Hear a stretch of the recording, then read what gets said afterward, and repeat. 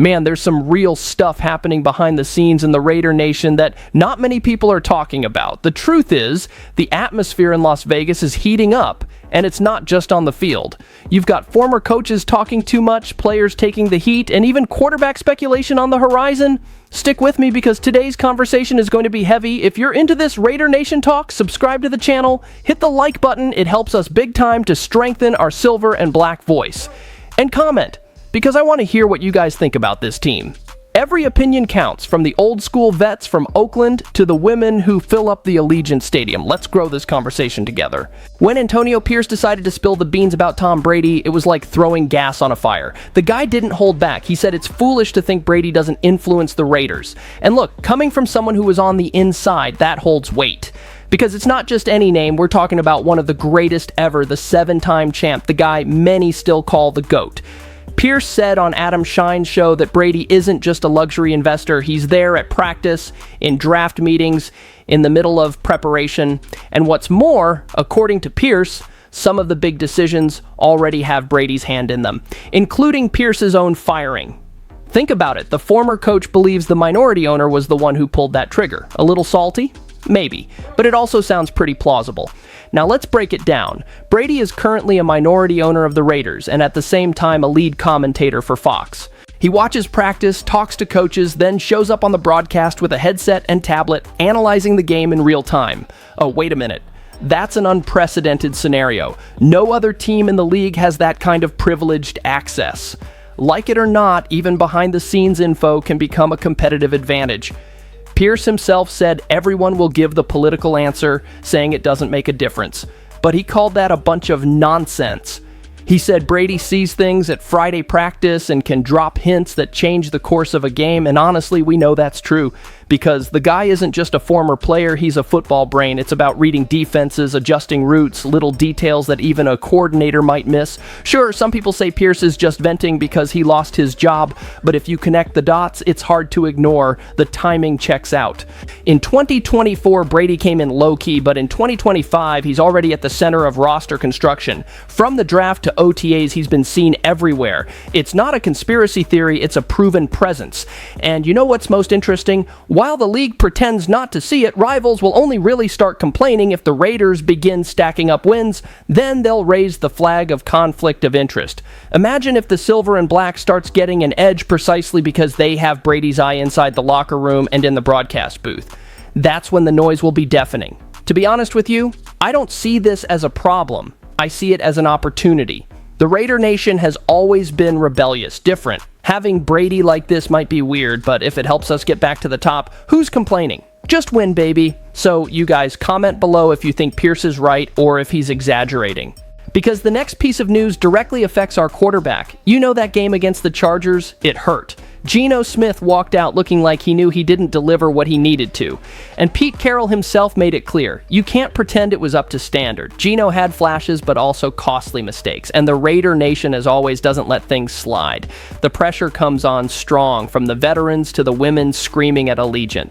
The quarterback spoke to the press before Thursday's practice and showed he's not running from the heat. He said he needs to be honest with himself, face what went wrong, but also turn the page quickly.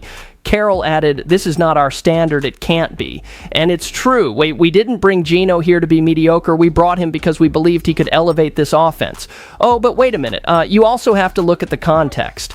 The offensive line is still trying to gel. Ashton Jeanty is just getting his footing in the first few games, and young receivers are learning the rhythm. Carroll even praised the line, saying he saw physicality and improvement. And when the protection held up, Geno was able to throw deep balls. In other words, it's not a total disaster. It's an adjustment in progress. And Geno himself remembered he's been through ups and downs in his career before. He said he embraces challenges, that this is just another one. He talked about the importance of not carrying a mistake into the next game, even quoting the famous 24-hour rule: cry, analyze, then move on. That sounds mature, but between us, maturity alone doesn't win games. We need execution on the field. What's worrying is that this was his first loss in the silver and black, and it's already raised a red flag. Because the contract is for 3 years, but the Raider Nation's patience has never been long. We've seen this movie before with QBs who promise and then don't deliver. And with the Bryce Young rumors circulating, the pressure only increases. Geno has to show what he's got now, not months from now. Another point, Ashton Jeanty. The kid was a high pick and so far has had little impact. Carroll said he wanted to give him more snaps, around 20 touches. If this offense can balance the run and the pass, maybe it'll take some weight off Geno's shoulders. But until that happens, he's going to be held doubly accountable. To be honest, I still believe Geno can handle it. He has the arm, the experience, and he seems to have won over the locker room. But he needs that statement game, that one game where he shows, this is my team. Without that, the rumors will turn into unbearable pressure. And the Raider Nation doesn't forgive. Comment below. Do you think he'll turn things around, or that patience will run out? Because the next news brings a name that could change this whole scenario. I'm going to be straight with you. Bryce Young might be popping up on the Raider Nation's radar. The Carolina Panthers started the season 0-2, with Young already being questioned once again, and the comparison is a tough one. Quarterbacks who don't establish themselves early usually become trade bait within a few years. Look at the history. Mayfield, Goff, Winston, they all bounced around. And now, if things go south in Carolina, Las Vegas could be the next destination. The curious thing is that despite the chaos, Bryce still shows flashes. The kid was a Heisman winner, shined with Nick Saban, and has qualities that remind you of a young Russell Wilson. Intelligence, accuracy, leadership. But the reality is that he's sinking on a team full of holes. An injured offensive line, a new coach under pressure, and a start to the season full of interceptions. It's almost unfair to evaluate his talent in this situation, and that's where we come in.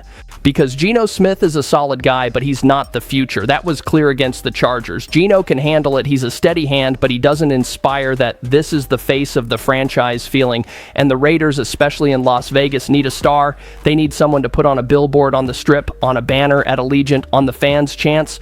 Bryce could be that guy. I know some fans will laugh at this, but look at the logic. If the price is 2 second-round picks, it's totally worth it. Quarterbacks of that caliber don't fall from the sky every year. And there's more. Tom Brady is involved in everything, including evaluating quarterbacks. And we know that Brady values precisely the qualities that Young has. Quick reads, discipline, a cool head.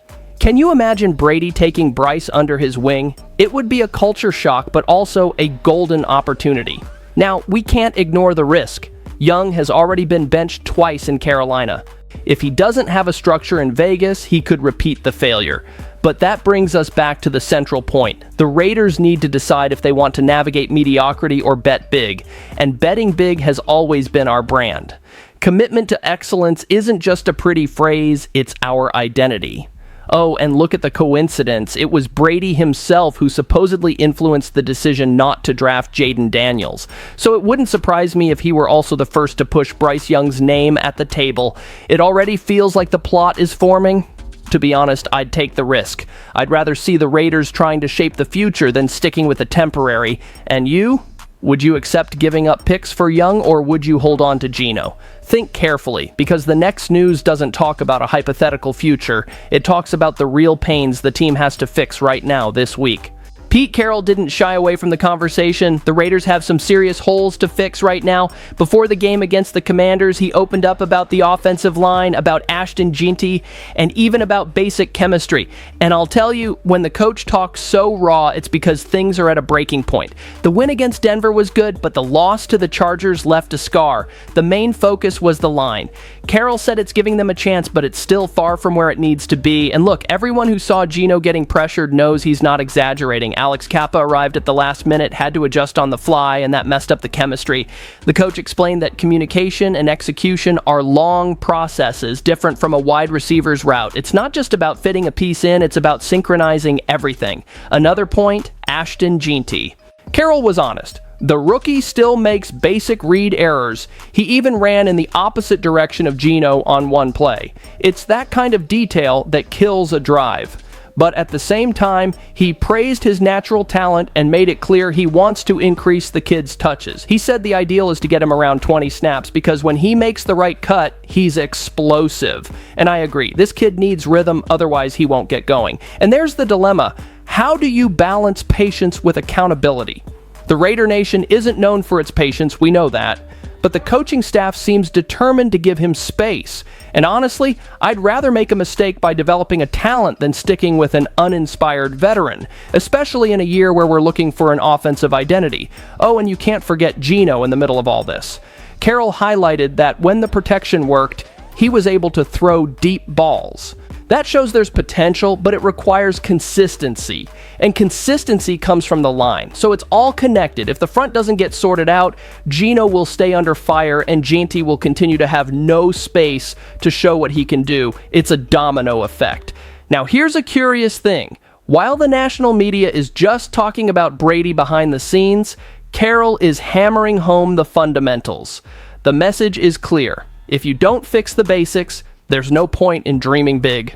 And that resonates with us because the Raider Nation has always lived on emotion, but we know a championship comes from execution.